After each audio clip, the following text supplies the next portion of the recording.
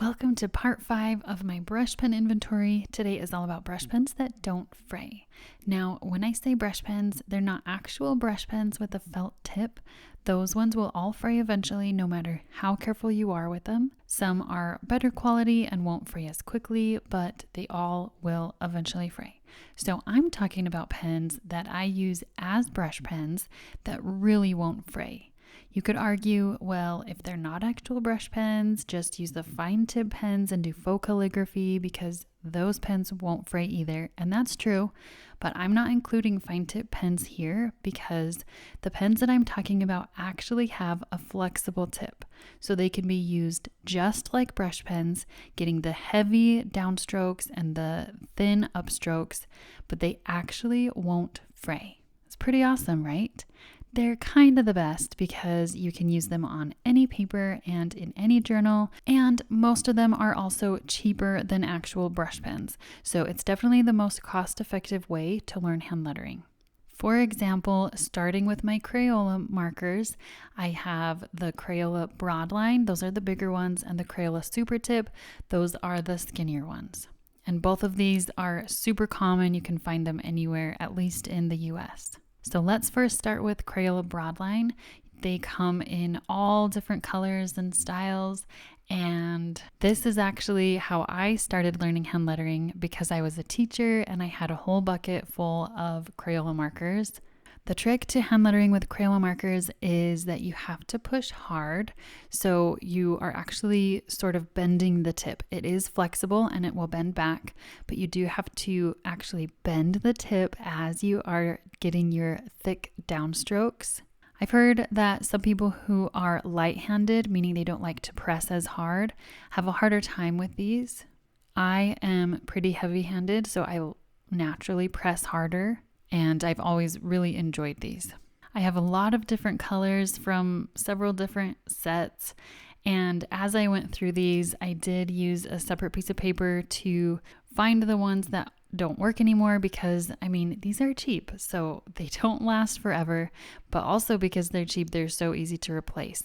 Next, let's take a look at the Crayola Supertips. These ones just have a smaller tip than the Broadline. Some people find them easier to use, some people find them harder to use. It's totally personal preference. One thing that I really love about Crayola, Broadline, and Supertips is that because I'm not worried about them fraying, I can use these with my toddler and we don't have to use separate pens. I can still enjoy hand lettering and she can just color with them and I'm not worried about her ruining them. Like I said before, they don't last long. This one had some weird clumps on it. I've had these for a few years and I didn't know what to expect when I went through all of these colors. Of the huge pack that I got, I narrowed it down to about 12 colors that I use frequently. I like to do that with all of my brush pens, narrow it down to colors that I will use often. Another type of Crayola that I have are these Pipsqueaks. I have the skinnies and just the regular larger size. These are really short, so in order to use them, you have to have the cap on the bottom for it to rest in your hand comfortably. Otherwise, it's way too short. So that's a little bit annoying, but it works just fine. And I actually hadn't used these. I bought them forever ago and was planning on making a review and I never did. So here's my little review. I don't think I would recommend these to be your first Crayolas you ever get. They work just like Crayolas. The small size is doing nothing for me. They are really cute, but all pen cases are the same size, so you don't need them to be that much smaller. I also feel like the color options are not as great as the regular size, so honestly, I would just stick with the regular size. But if you happen to have some Pipsqueaks, they are good. They work great. I think I liked the skinnies a little bit more than the regular ones. It seemed like they were a little bit more flexible and easy to letter with. These next ones are the Maped Color Peps. These ones I found because I made the video international pens compared to Crayola markers and somebody had recommended these and I was able to find them on Amazon. So if you don't live in the US and Crayolas are not easily accessible for you, wherever you live will have some type of this squishy tip marker that's for kids. And they work so great for lettering. So these Maped ones specifically, they have a really, really tiny tip. It surprised me at first, but that didn't affect the lettering. I don't feel like it's that much smaller. I probably couldn't get as chunky of lettering that I could get with Crayola Broadline, but these ones are just the right size.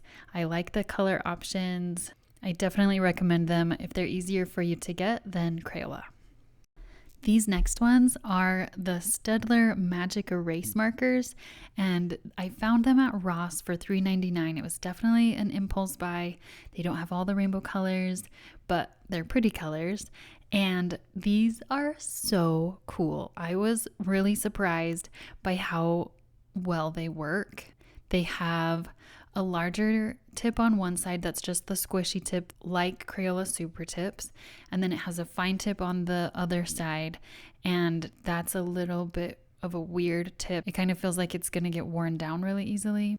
And then the white marker has both of those tips as well, and it's the white marker that erases these markers.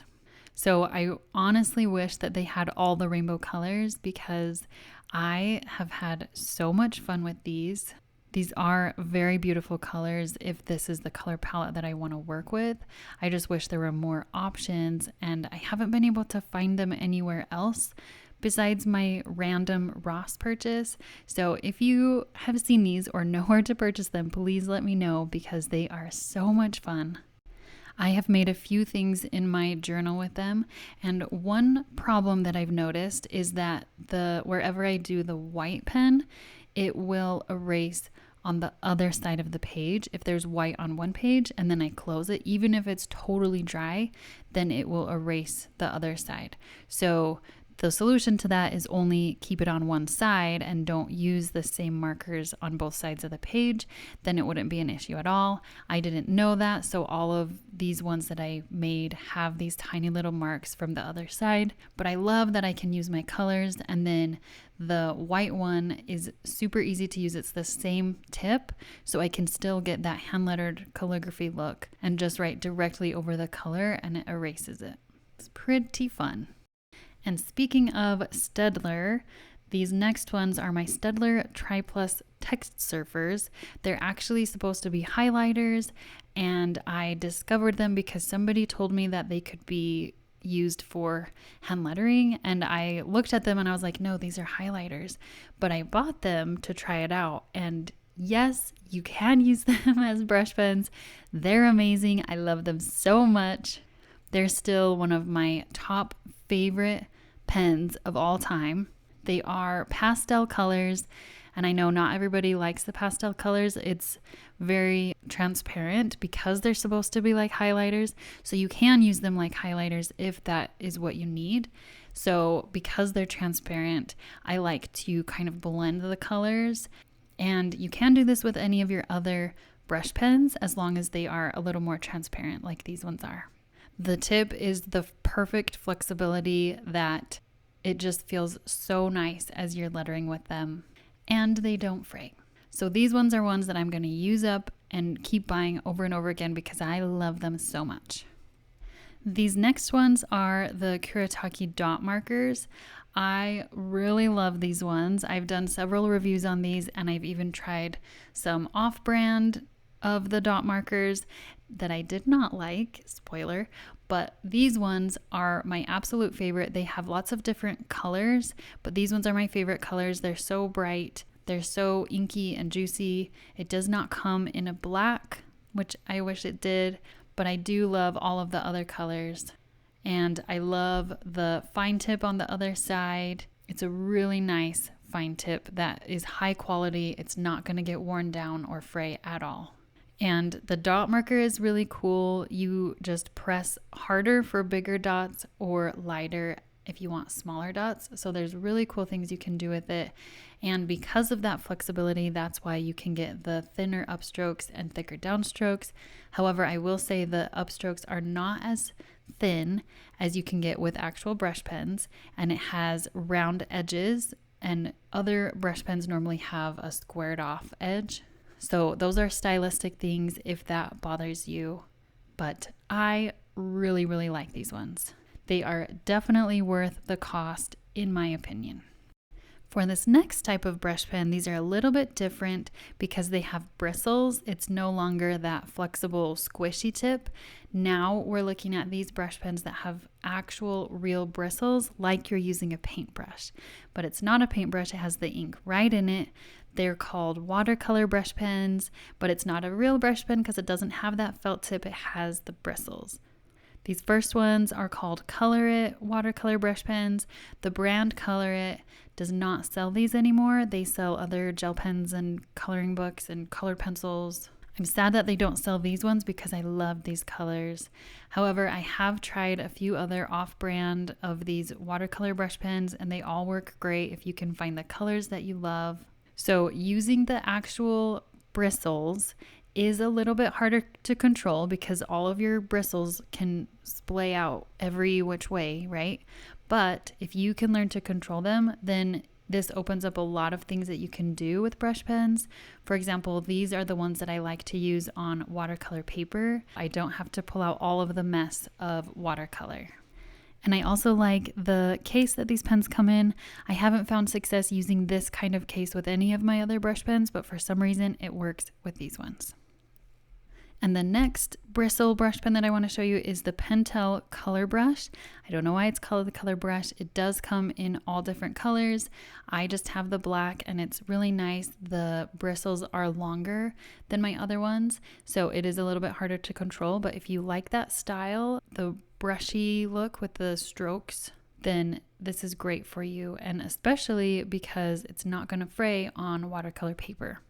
The next one is the Spectrum Noir Sparkle, and this one came in a set of 3. I think it had the black, the gold, and the silver. And I've gotten rid of the gold and the silver in the past, but I was hanging on to the black one because it has just a tiny sparkle. But as I'm using it this time, I think I'm gonna pass it on because the sparkle isn't enough to justify keeping it. And I have my other black bristle brush pens that I like better. It seems like these bristles are a little harder to control for some reason. And the next ones are the Kuretake Clean Color Real Brush Pens. I saved these ones for last because they are the actual brand name, highest quality of these watercolor brush pens. They are more expensive, so I have only bought them individually at random times to complete my set of colors. I found them individually at my local art store. They do have packs of these on Amazon, and I really like how the bristles are on these. They feel a little bit shorter, which is slightly easier to control. It's still the bristles, and so they are harder to control. But if you like the look of using a paintbrush, then these are really fun. And like I said before, they're not going to fray on watercolor paper. So normally I don't like using brush pens on watercolor paper, but these ones are literally made for watercolor paper. So they are a great option if you want to just start exploring watercolor lettering. These are a little bit easier to figure out than a paintbrush with watercolor. And here's a little recap of all of my brush pen inventories so far. I have my small brush pens, my large brush pens, the fine tip pens, and I also did metallic pens. And next I'm going to do an inventory with my journals and share with you which ones I would recommend for different situations. So I'll leave a playlist right here with all of those inventory videos. I'll see you there.